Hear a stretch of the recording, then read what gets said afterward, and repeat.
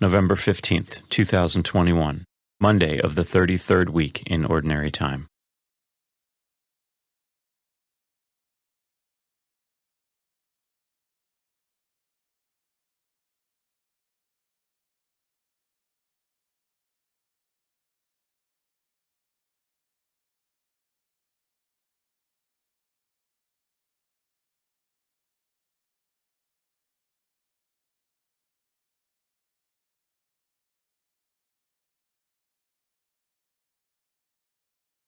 A reading from the first book of Maccabees. From the descendants of Alexander's officers, there sprang a sinful offshoot, Antiochus Epiphanes, son of King Antiochus, once a hostage at Rome. He became king 137 of the kingdom of the Greeks.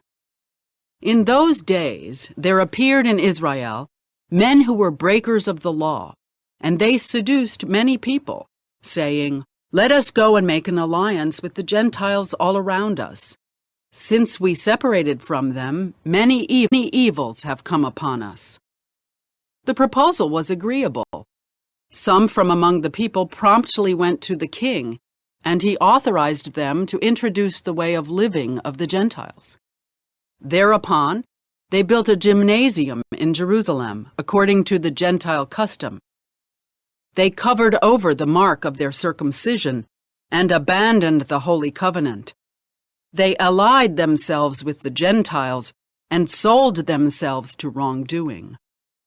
Then the king wrote to his whole kingdom that all should be one people, each abandoning his particular customs.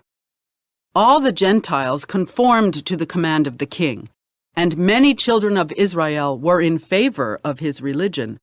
They sacrificed to idols and profaned the Sabbath. On the 15th day of the month Kislev, in the year 145, the king erected the horrible abomination upon the altar of burnt offerings, and in the surrounding cities of Judah they built pagan altars.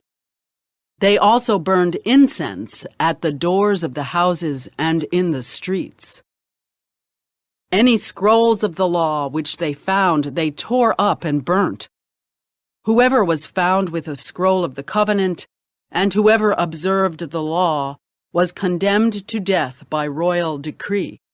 But many in Israel were determined and resolved in their hearts not to eat anything unclean. They preferred to die rather than to be defiled with unclean food, or to profane the Holy Covenant. And they did die.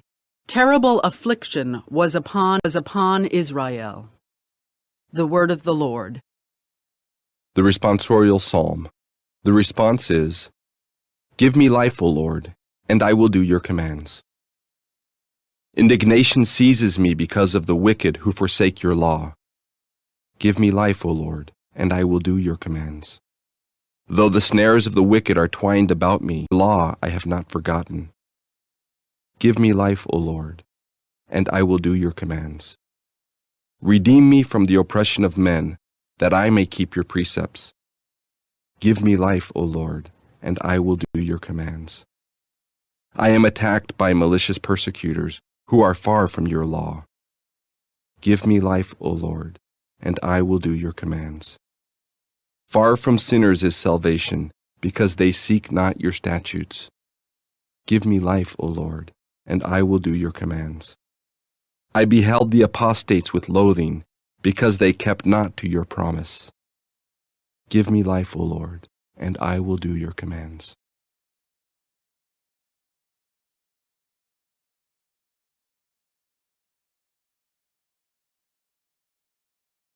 A reading from the Holy Gospel according to Luke.